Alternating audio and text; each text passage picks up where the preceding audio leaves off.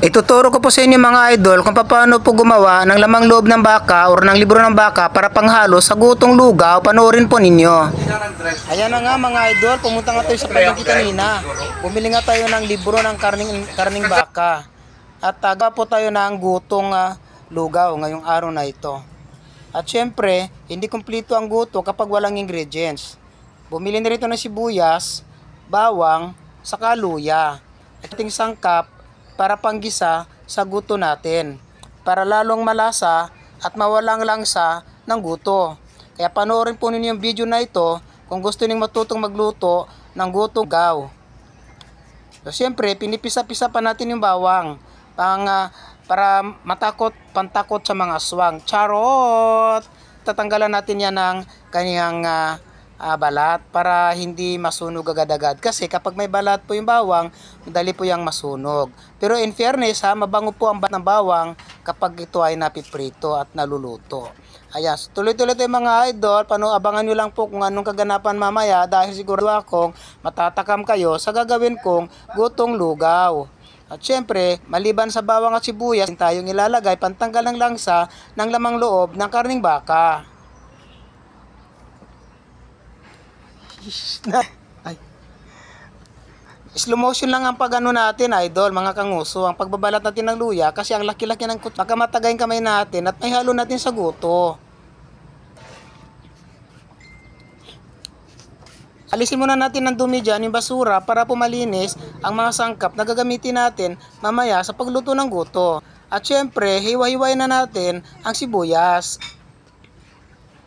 Para naman akong natutong chef talaga pagka ako'y naghiwa ng sibuyas. Abay kagaling-galing kung maghiwa ng sibuyas. O diba, slow motion pa siya.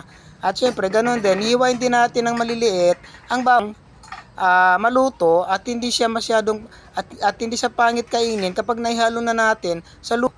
Itong mga sangkap na ito pa panggigisa natin sa gutong libro ng karning baka. Sorry lang po, nagkamali lang. Ha ha ha. At pagkatapos naman yan, susunod na po nating hiwa-hiwain ang luya. Parang paako lang ang luya na ito kasi mga paako ay parang luya. Charot lang po. Ayan, tawa ka rin muna dyan habang nanonood ka. Ayan, marunong din po ba kayo maghiwa ng luya katulad ng paghiwa ko sa luya? O, di ba? Parang ship na ship talaga ang dating ko diyan. Ang galing-galing ko, ha? Di ba? Nanguso, matulis pa, sumasabay sa paghiwa-hiwa ng luya. Nguso lang ang nakikita diyan. Ayan. Ayan.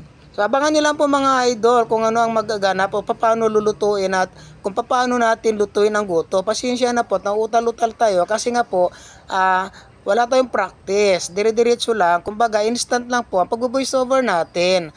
Kaya pasensya na po kung utal-utal yung sinabi natin. Opo, ayan. So, panoorin nyo lang po, tuloy-tuloy lang po kayo manood para po matutunan nyo kung paano gumawa ng guto na galing sa libro ng baka. Ayan.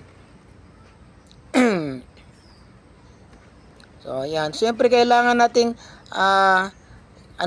pinuhin natin yung luya para pag kinain po ng customer yung ating lugaw ay hindi po nila mga malasahan o hindi po nila makain yung luya. Dahil igigisa pa po natin mamaya ang luya kasabay ng bawang at ng sibuyas.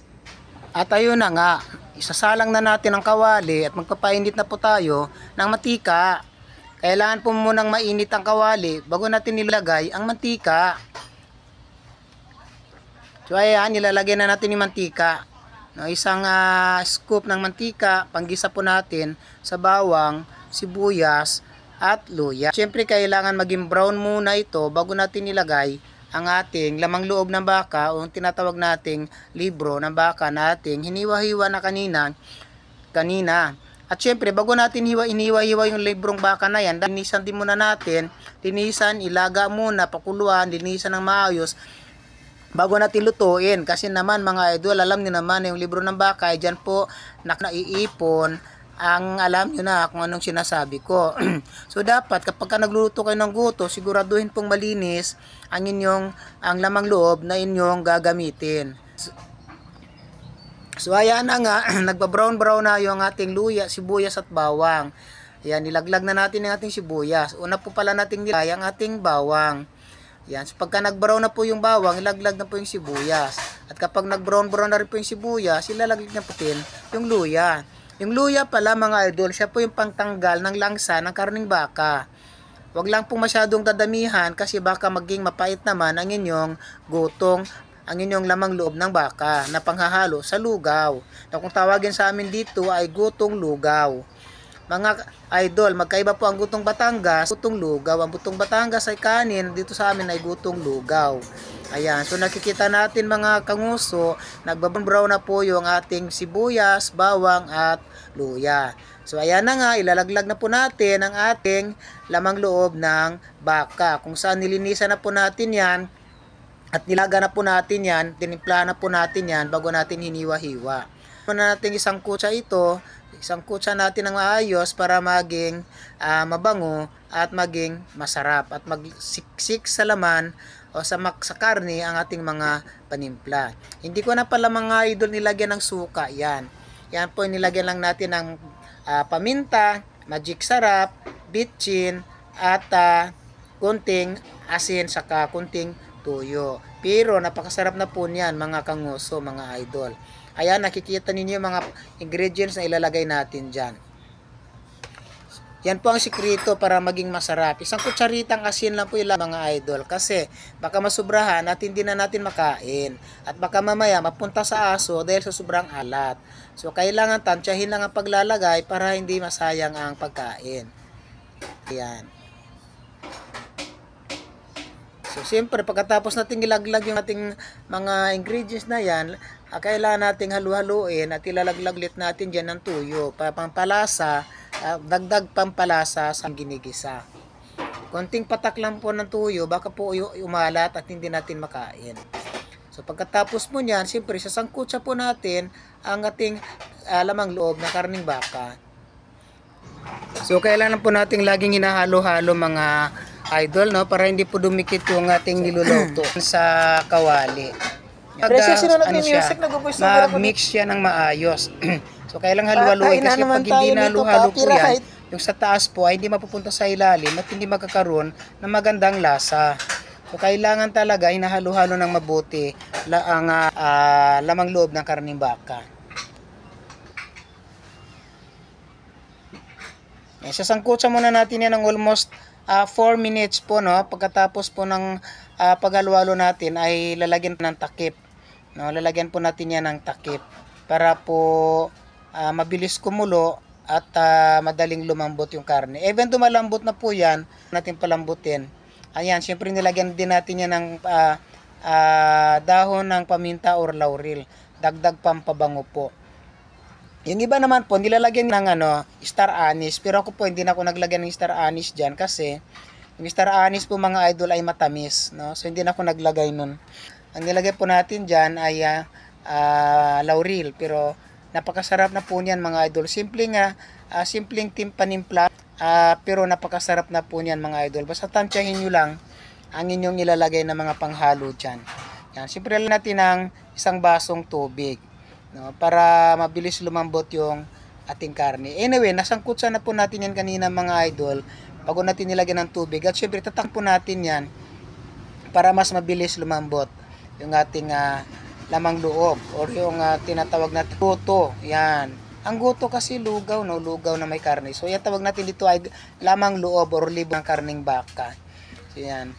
Tatakpan natin yan para po mabilis kumulo at mabilis po siyang maluto.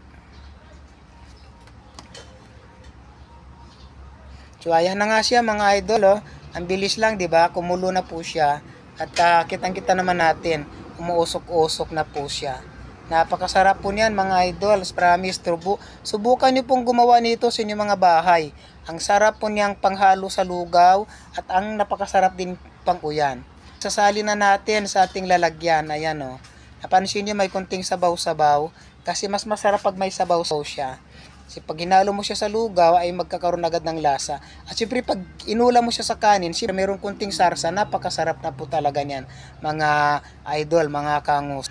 So ayan, mga idol, maraming salamat. Sana po may natutunan kayo sa paggawa ng guto or ng lamang loob na karning baka na panghalo natin sa ating lugaw. So ayan na nga mga idol, ilalagay na natin ang niluto nating guto dito sa ating lugaw. So ang tawag namin dito ay gutong lugaw. So ilagay na po natin dahil sigurado ako magugustuhan na po. So ayan na po ang itsura ng gutong lugaw natin dito. Ayan, tikman na natin at siguradong matatakam kayo. Bye-bye!